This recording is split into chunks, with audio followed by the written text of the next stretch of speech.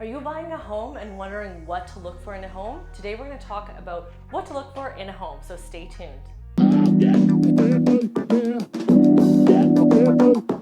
Hi, this is Melody Wilson with the Real Life team at Remax Elite, and today I'm talking to you about what to look for in a home.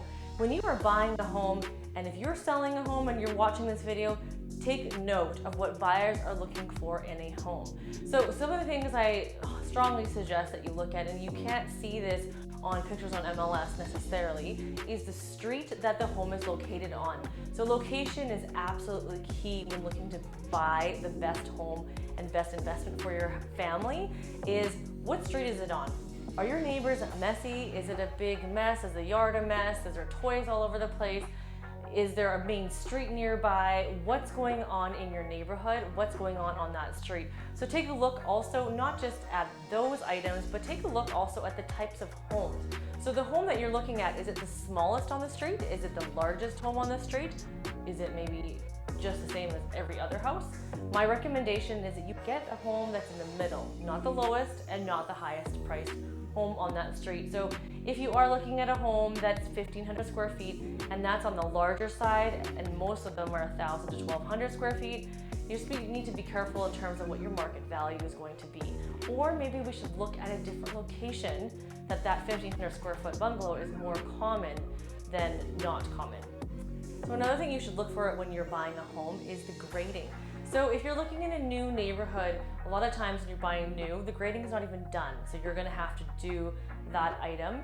However, if you're buying in an older neighborhood, depending on how old the neighborhood is, you may be looking at fixing grading issues. So any home in the 50s, 60s, 70s, likely the grading has sunk a little bit. Even the 90s and the early 2000s, the grading has sunk. We live in Alberta, things shift and move all the time. If you notice that on concrete, there's mud jacking, little that kind of are different than the rest of the driveway, means that the concrete was jacked so that it is no longer pushed right down and not even with the garage itself. That means the ground has sunk, and that's quite normal. But if you need to be fixing that, that's a cost that you need to consider when buying in those older neighborhoods.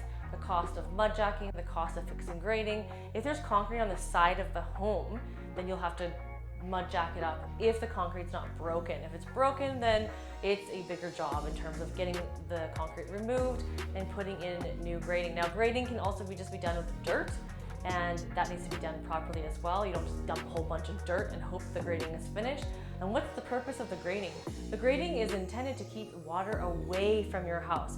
So if the grading is going towards your house, water is going to drain in towards your house, and pushing water into the basement, into the foundation is not a good thing over time, because then you're going to end up having water in the basement, and that is something we don't want to happen. Another thing to look for when you're buying a home is the trees on the street. If you're in an older neighborhood, there's probably going to be some tree roots happening down below where you cannot see, and that's why I recommend getting a sewer scope when you are buying an older home, just to make sure that the sewer lines are actually not disturbed by those tree roots, and then you'll be able to see if anything needs to be addressed at that home inspection stage. Okay, so I've been talking about the outside of the home. Now, one more thing before we go inside into the home is take a look at the shingles. If you can tell from coming into the home, the shingles are just in disrepair and they're just curled up, time to get new shingles, and it's something that you're gonna need to consider for cost. Okay, so now we're inside the house. What are we gonna look for? What do I point out when we show houses to you? We are gonna point out the condition of the home. So the general condition of the home, including the types of upgrades, because sometimes they're DIY hack jobs and they're not really the greatest upgrades. They've actually taken away value from the home, and that's things such as baseboards that are all cut up and not properly done. Maybe there's some really bad patching jobs. Maybe the kitchen isn't completely done properly, venting is not done. Like, those are types of hack jobs, and I say hack, it's not because it was not done professionally or to the proper standards of building and just cosmetic look. So in general, also, what are we gonna look at in a home? It's not with our eyes, it's with our nose. Are there smells? What kind of smells? Are there smells of moisture? Are there smells of smoke? Is there smells of cannabis? All the smells do impact the value of the home. So we have to figure out what smells they are, if there are issues, that we can fix, if they're not issues we can fix, and what it means to you as a buyer. Now, ideally, we don't have any smells in the home, so we don't even want to smell scents like air freshener, because that's always making me wonder, what is the seller hiding? Now, other things that you want to look for in the home that we point out is the age of the windows, and if the windows show a crack, if they're broken, but also if the seals are gone on them. If the seals are gone on them, then that's when moisture is going to be coming in and drafts are coming into the house. You don't necessarily need to have brand new windows in an older home, but you do need to have windows that are making sure that air stays outside and the cold air is not coming inside. Another thing I'm going to point out are the floors. Now, what condition are the floors in? In the older homes, you've got the original hardwood sometimes hiding underneath the carpet, or sometimes they've just already been redone. In a new home, of course, the flooring is going to all be new. So what kind of flooring is it? Is it the luxury vinyl planking that's very popular right now? Is it lino? Is it tile? Is it carpet? What kind of floor is there, and what kind of carpet do you want? What kind of underlay do you want? We'll talk all about that in terms of finishings. Now, other things to look at in the home, whether it's new or old, is always look up. Look at the ceiling and make sure that we see no signs of moisture. And how can you tell there's signs of moisture? Well, there'd be yellowing on the ceiling, and cracks on the ceiling would also be a very bad thing. The only discrepancy there is if it is a drywall seam, then that's okay with time, but however, yellowing you never want to see, because that's showing us that there's water damage. Now, when you do an inspection, the inspector is going to be able to pinpoint if there is active moisture or an active leak, and we can kind of dig in further at that stage. So also what we're going to point out when we look at a home is, what does the floor plan look like? What is the layout like? Is it something that works for your family? Is it something that maybe needs to be changed, and can it get changed? We'll point out the ideas that we might have on how to make this home a better flow for your family. Once you've told us what you're looking for, we can kind of figure that out from the photos, but we can also tell you in person in terms of what can be done, what we've seen done in terms of renovations and upgrades. Now, if you're looking for a space for a homeschool space, or a work from home office, or a bonus room space, or bigger bedrooms, we kind of have to take a look at the flow of the house and see if it's possible to do what you're wanting to do, if it's not already currently done. And we also want to look at if it's got income property potential, because some people are looking to put suites in the basement. So does the basement have the plumbing in place? Is it easily accessible? Can we put laundry upstairs? Can we put it downstairs? So looking at the floor plan is going to be really important. That's something that we can potentially change, but there can be a big price tag depending on what other things that we're doing in the house.